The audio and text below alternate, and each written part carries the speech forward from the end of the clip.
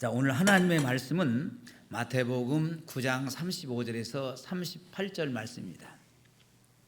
마태복음 9장 35절에서 38절 말씀, 자, 대독자가 봉독에 올려드리겠습니다. 예수께서 모든 도시와 마을에 두루 다니사 그들의 회당에서 가르치시며 천국 복음을 전파하시며 모든 병과 모든 약한 것을 고치시니라. 무리를 보시고 불쌍히 여기시니 이는 그들이 목자 없는 양과 같이 고생하며 기진함이라. 이에 제자들에게 이르시되 추수할 것은 많되 일꾼이 적으니 그러므로 추수하는 주인에게 청하여 추수할 일꾼들을 보내주소서 하라 하시니라. 아멘. 자, 우리 크게 아멘 합시다. 여러분, 왜 예수님께서 이 땅에, 그분이 하나님이시잖아요. 그 하나님 되신 그분께서 육신을, 우리와 같이 이렇게 육신을 입고 오셨을까요? 왜 예수님은 이 땅에 오셔서 이 동네 저 동네, 이 도시 저 도시 돌아다니시면서 하나님의 나라의 복음을 선포하셨을까요? 왜 예수께서 십자가를 짊어지시고 죽으셨을까요? 그것은 인류의 죄로 말미암아 저주 가운데 살다가 영벌의 지옥 갈 인생들을 살리시는 일생이었습니다. 그래서 예수님은 그의 생각 전부가 내가 어떻게 하면은 사람을 살릴 수 있을까 하는 것이었습니다. 예수님은 유대 땅을 두루두루 다니시면서 많은 사람들에게 천국 복음을 전파하시고 또 회당에서 가르치시며 병들고 약한 자들을 고쳐주셨습니다. 예수께서 하신 그 모든 일은 살리는 일이었습니다. 살리는 일. 인간의 영혼을 살리고 우리의 정신을 살리고 우리의 병든 몸을 살리셔 주셨습니다. 그래서 예수님은 일관되게 살리는 일을 하셨습니다. 예수님은 많은 사람들을 볼 때, 이 모든 인류를 바라볼 때에 불쌍한 생각이 들었어요. 그것은 저들이 목자 없는 양과 같이 고생하며 유리 방황하고 있었기 때문이었지요. 그래서 예수께서 추수할 것은 많은데 일꾼이 없구나 하고 마음 아파하시면서 제자들에게 이렇게 말씀하셨습니다. 추수할 주인에게 청하여 추수할 일꾼들을 보내주소서 하라고 말씀하셨습니다. 여러분, 농부는 씨를 뿌리고 열매를 거두지요. 예수님은 인간의 마음을 밭으로 봤습니다. 뭘로? 마음의 밭. 그래서 예수는 밭에 씨를 뿌려서 100배, 60배, 30배의 열매를 거둘 것을 기대하시죠. 대부분 사람들이 거두려고 하는 열매는 육신의 정욕이나 안목의 정욕이나 이생의 것에 대한 열매입니다. 그런데 예수님은 그 열매를 생명으로 봅니다. 뭘로? 생명으로 봅니다. 한 생명 한 생명을 열매로 거두어 그를 살리는 것이 주님의 일이었어요. 추수는 바로 생명을 거두는 것입니다. 많은 사람들은 돈을 번다든지 명예를 얻는다든지 유익을 얻는 것을 추수라고 생각합니다. 농사 짓는 사람들은 곡식을 거두는 것이 추수죠. 그러나 예수님께서 보는 추수는 생명을 거두는 것이었습니다. 죽은 영혼을 살려서 생명을 거두는 거예요. 그런데 예수님께서 9장 37절에 이렇게 말씀하시죠. 시작. 이에 제자들에게 이르시되 추수할 것은 많되 일꾼이 적으니. 아멘. 추수할 것이 많다 적다? 추수할 것이 많다 하셨어요. 여러분, 가을이 오면은 봄에 뿌린 씨앗이 맺은 열매를 거두게 되지요. 가을은 추수하는 계절입니다. 지금 추수하는 계절이죠. 조그만 시내 밖에 나가면은 지금 이렇게 많이 추수를 하고 있더라고요. 그런데 우리 주님은 우리 영혼을 추수해서 천국 곳간에 들이시기를 원하십니다. 생각해 보면 우리 하나하나가, 여러분 하나하나가 생명의 열매입니다. 구원의 열매예요. 이 열매를 주님께서 추수해서 천국에 들이시기를 원하십니다. 사람이 무엇으로 심든지 그대로 거두리라. 자기의 육체를 심는 자는 육체로부터 썩어질 것을 거두고 성령을 위하여서 심는 자는 성령으로부터서 영생을 거두리라. 하나님은 심은 종류대로 열매를 맺게 하시죠. 좋은 씨앗을 심으면 좋은 열매가 나타나고 나쁜 씨앗을 심으면 나쁜 열매를 거둡니다. 우리 주님께서는 우리에게 좋은 씨앗을 심어서 좋은 열매를 맺습니다. 그 열매가 뭐예요? 생명입니다. 그런데 마귀는 끊임없이 우리 심령 속에 악한 것을 심어서 가라지로 만들어서 지옥 불구덩이에다가 넣으려고 합니다. 마태복음 13장 25절 말씀해 보시면은 어떤 농부가 씨를 뿌리고 가을이 되어서 열매를 거두려고 할 때에 가라지가 있는 것이 보여요. 가라지가 뭐 있는지 아십니까? 농사를 지어본 사람 알아요. 가라지 알지요? 몰라요? 그래서 종들이 주인에게 묻습니다. 밭에 좋은 씨를 심지 않았습니까?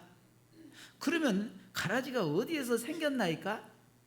그때 주인이 마귀가 밤에 조용하게 모르게 뿌린 것이라고 말합니다. 밭에 알곡도 가라지도 동시에 있습니다. 그렇지요? 농부가 봄에 씨 뿌리잖아요. 근데 거기서 뭐 생겨납니까? 나중에 보니까 막 가라지가 막 나요, 안 나요? 그 옛날에 이제 우리 시골은 피라고 피 뽑느라고 죽을 똥 쌉니다. 죽을 똥 싸요 막. 되게 힘들었어요. 요새는 뭐 그냥 뭐 약으로 다 이렇게 다 한 것 같은데.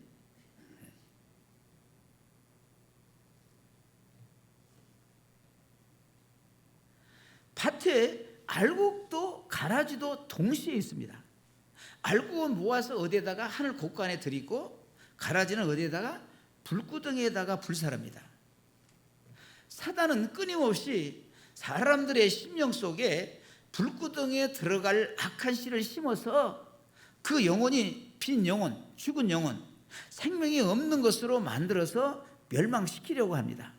그러나 주님은 우리에게 생명을 심어서 생명의 열매를 거두게 하시죠. 주님께서 친히 말씀하십니다. 한 알의 밀이 땅에 떨어져 죽지 아니하면은 한 알 그대로 있고 죽으면은 많은 열매를 맺느니라. 한 알의 밀이 죽어서 많은 열매를 맺게 하는 것이 우리 주님께서 생명의 씨앗을 심는 비밀입니다. 농부는 밭에 씨를 뿌려요. 그런데 씨에서 싹이 나고 뿌리가 내리기 위해서는 열매 하나가 썩어야 합니다. 이와 같이 예수 그리스도가 십자가에 피 흘려 죽고 그 생명을 심어서 우리에게서 거두게 하십니다. 주님은 친히 십자가에 달려 죽으실 때에 많은 영혼이 맺힐 것을 아셨어요. 그것을 아시고 주님은 죽으셨습니다. 그래서 마태복음 2장 21절에 보시면은 자기 백성을 죄에서 구원할 자라고 했어요. 자기 백성을 죄에서 구원하기 위해서 예수라는 이름을 가졌고 예수라는 그 이름 속에 많은 자가 열매가 있습니다. 바로 우리가 그 열매입니다. 지금 보이지 않는 세상의 열매가 많이 있습니다. 그 열매를 우리 주님께서 친히 보시면서 추수할 것이 많다라고 말씀하십니다. 눈을 들어 추수할 것을 볼 수 있는 눈을 떠야 합니다. 예수께서 수가성에 가셨을 때에 한 여인이 물을 길러 오는 것을 보시고 전도를 하지요. 우리 주님은 전도할 때 그 상황에 맞게 이렇게 전도를 합니다. 전도 현장에 가서 성령님께 물어보시죠.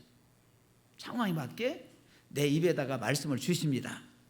물 길러 온 여인에게 이 물을 먹는 자마다 다시 목마르려니와 내가 주는 물을 먹는 자는 영원히 목마르지 아니하리니 나의 주는 물은 그 속에서 영생하도록 솟아나는 샘물이 되리라 라고 하시면서 물을 가지고 전도를 합니다.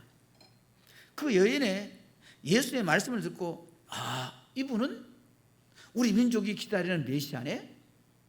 나의 과거를 알고 내 인생의 미래까지 아는 것을 보시니 이는 분명히 선지자구나 하고는 물동이를 버려두고 동네에 가서 우리가 기다리는 메시아를 봤다. 가자 하고 복음을 전하죠.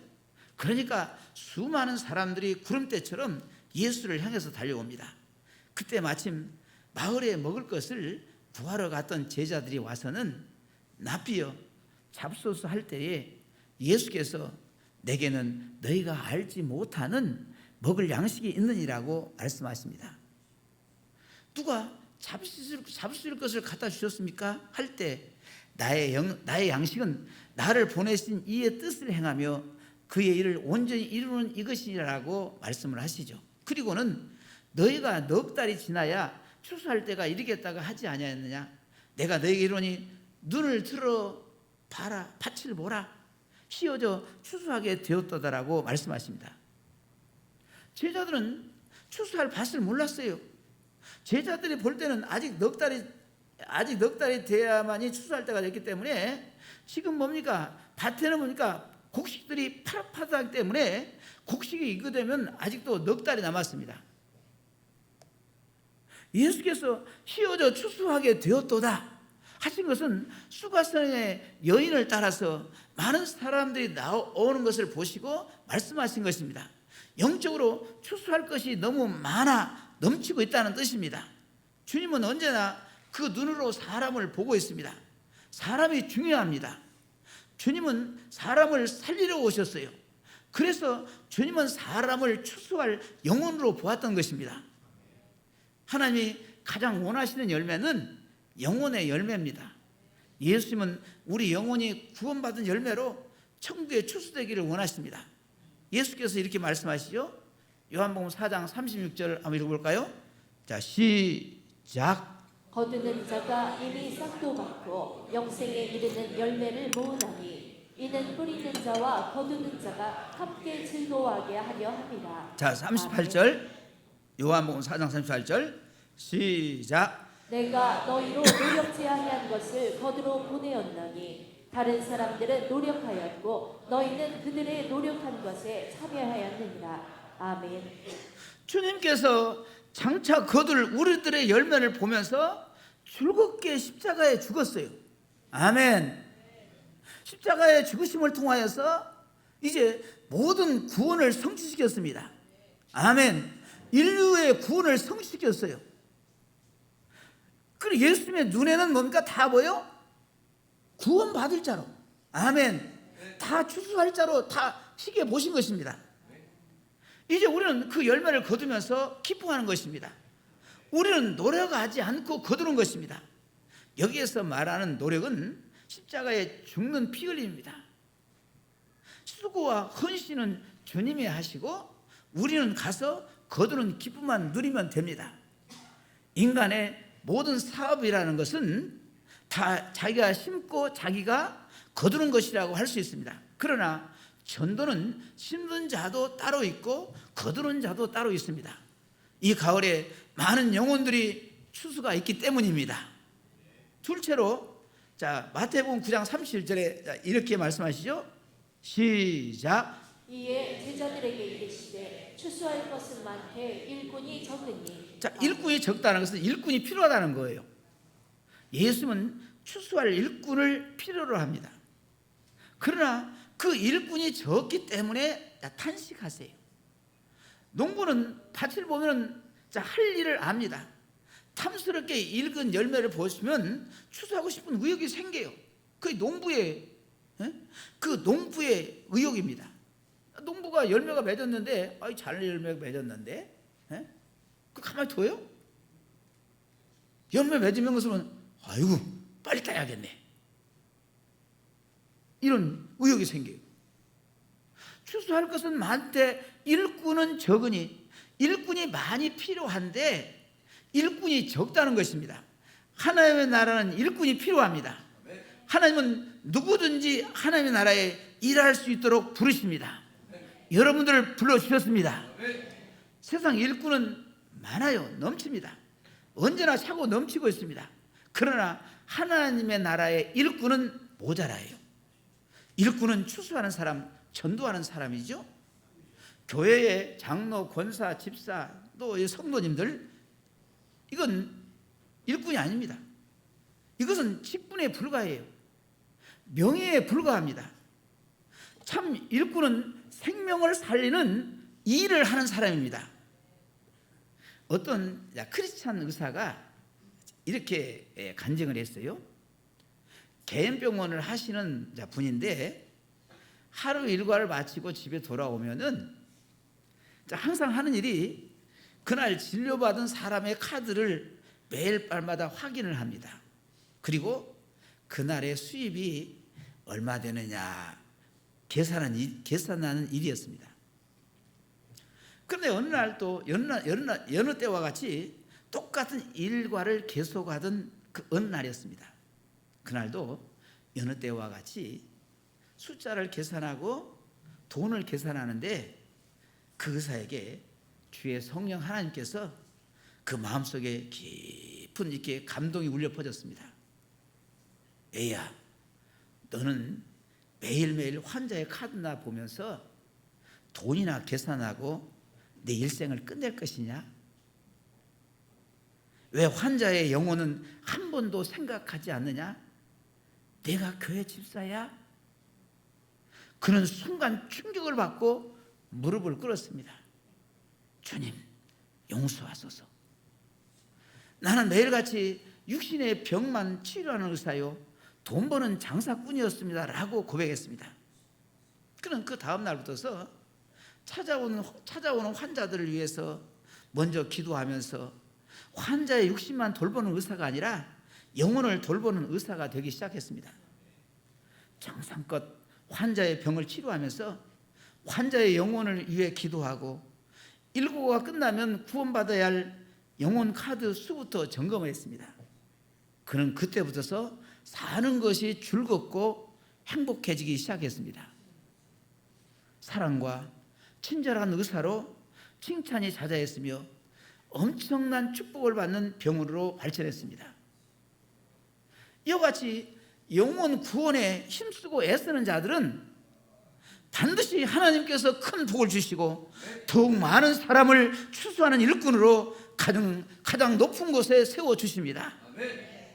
전도는 두 가지 의미가 있어요. 하나는 뿌린다는 의미가 있고 하나는 뭔가 거둔다는 의미가 있습니다. 자, 예수님께서 십자가의 죽으심을 통하여서 뭐요? 생명을 뿌렸습니다. 씨를 뿌렸어요.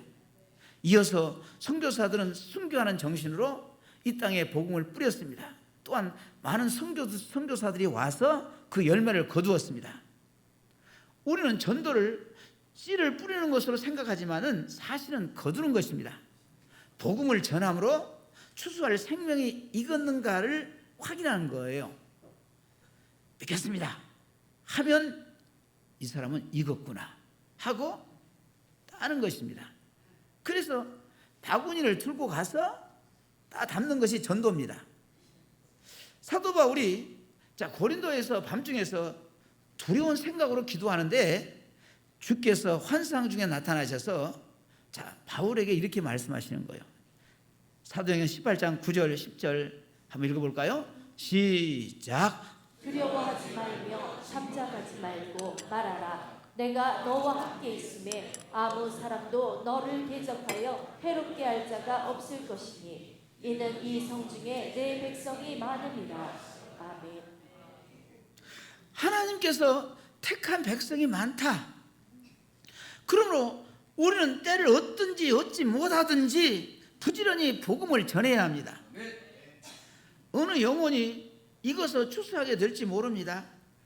우리는 전혀 생각지도 않는 사람이 믿는 것을 보면서 놀랄 때가 많아요. 전혀 생각지 않는 사람이 예수 믿고 목사가 되었고 장로가 되었고 집사가 되었습니다. 저 사람이 예수 믿어? 저 사람이 목사가 되었네? 고개를 갸우뚱 그럴 때가 있어요. 이 세상에는 말썽꾼, 구경꾼, 일꾼이 있습니다. 말썽꾼은 파괴자예요. 사단의 무리에 속한 자들입니다. 구경꾼은 잘하나 못하나 보자 하고 구경하는 사람이에요. 일꾼은 생산하는 사람입니다. 일꾼은 보람을 느끼는 사람이죠.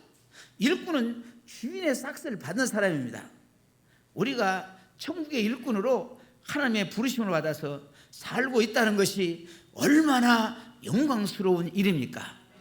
자기 자신을 천국의 일꾼으로 생각하시고 일꾼답게 충성자가 되어야 합니다. 자, 마지막으로 9장 38절 한번 읽어볼까요?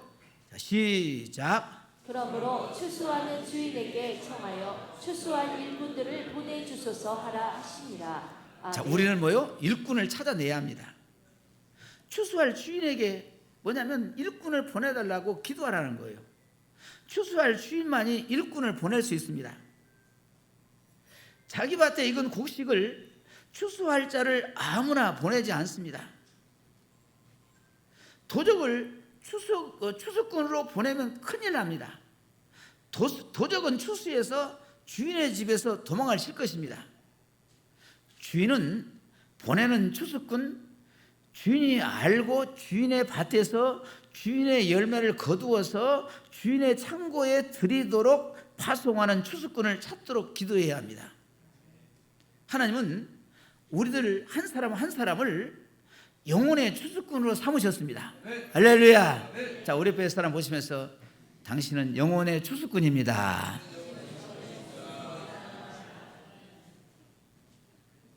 우리는 세상에 나가서 하는 일 전체가 다 하나님의 일이에요. 하나님 일 따로 있고 세상 일 따로 있는 것이 아닙니다. 직장 일 따로 있고 또 뭡니까? 하나님 일이 따로 있다는 것이 아니에요. 아멘. 아멘.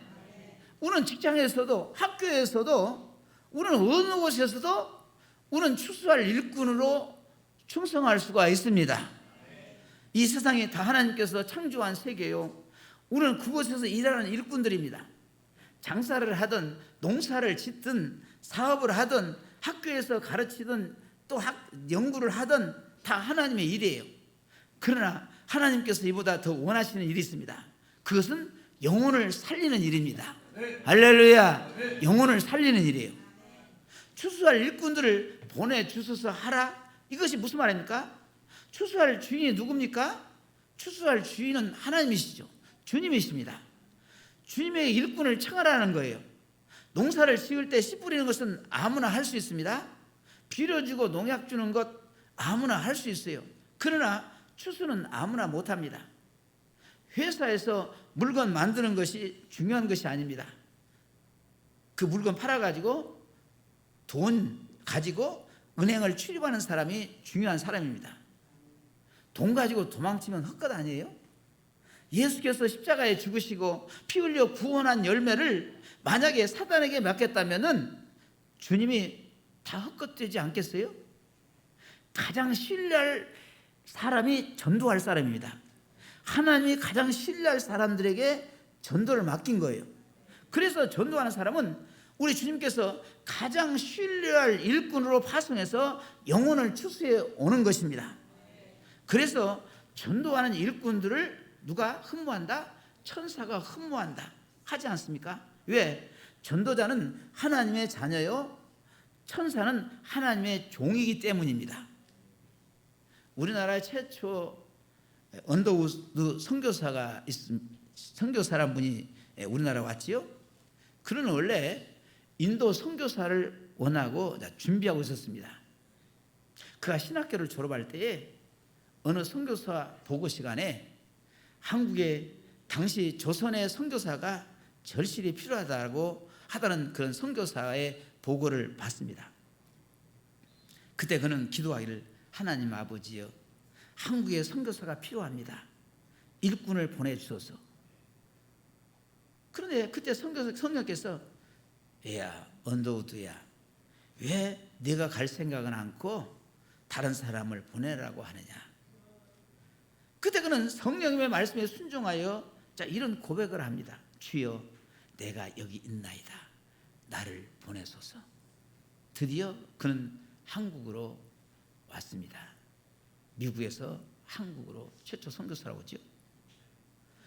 그가 한국의 복음을 전함으로 1000만이 넘는 복음 대국으로 한국교회가 부흥하고 성장했습니다. 한 사람을 부르셨고 한 사람이 순종했었을 때 이런 놀라운 역사가 일어났습니다. 언제나 주님의 필요하는 그 한 사람은 자기 자신을 주의 부르심에 내놓는 사람입니다. 이사야 선지자가 성전에서 기도할 때에 내가 누구를 보내며 누가 우리를 위하여 갈고 하시니 그때 내가 이르되 내가 여기 있나이다 나를 보내소서. 이사야 선지자는 추수할 밭을 향해서 일꾼으로 나갈 것을 고백했습니다. 이것은 우리 예수님의 고백이시요 사도들의 사명이었습니다. 하나님은 오늘 나를 필요로 하십니다. 내 입을 통하여서 복음이 증거되기를 원하시며 내 손을 통하여서 복음이 전달되기를 원하시며 내 이 발걸음을 통하여서 복음 소식이 전해지기를 원하십니다. 누구든지 주의 이름을 부르는 자는 구원을 얻으리라. 그런즉 저희가 믿지 아니하는 이를 어찌 부르리요? 듣지도 못한 이를 어찌 믿으리요? 전파하는 자가 없이 어찌 들으리요? 보내심을 받지 아니하였으면은 어찌 전파하리요? 기록된 바 아름답도다 좋은 소식을 전하는 자들의 밭이여 함과 같으니라. 전파해야 듣습니다. 들어야 믿음이 생기는 거예요. 아멘. 예수 들어야 예수 믿음이 생깁니다. 믿음이 있어야 구원을 받는 것입니다. 전도는 예수께서 가장 신뢰하는 일꾼을 파송하는 것입니다. 그러니까 전도로 갈 때는 주님이 그 고귀한 영혼을 나에게 맡겨서 추수하라고 하셨구나 이 생각을 해야 합니다. 우리는 때를 얻지 못하든지 복음을 전파해야 합니다. 복음은 구원을 주시는 하나님의 능력이기 때문입니다. 우리는 추수꾼이 되어서 알곡을 모아서 곳간에 드리는 주진의 추수꾼이 되어야 합니다. 이것은 주님의 시인받는 최고의 일꾼이요 주님의 지극히 칭찬을 받는 일꾼이 될 것입니다. 다다음 주 11월 33일은 예수께서 큰 잔치를 배설하시고 죽어가는 생명을 구원하는 축제날이죠. 오늘도 나를 추수할 일꾼으로 쓰시기를 원하시는 주님의 부르심에 응답하는 가장 귀한 일꾼이 되기를 결단하시면 우리 크게 아멘 합시다. 크게 아멘 합시다. 할렐루야.